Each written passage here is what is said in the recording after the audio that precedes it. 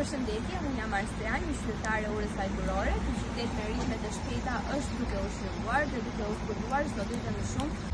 Ky qytet nuk ka vetëm histori, por ka art dhe kulturë, të cilat pasurojnë në mënyra të ndryshme, si për shembull nëpërmjet murale. Këto murale japin qytetit tonë jetë ngjyra dhe identitet. Qyteti ynë ka 4 murale.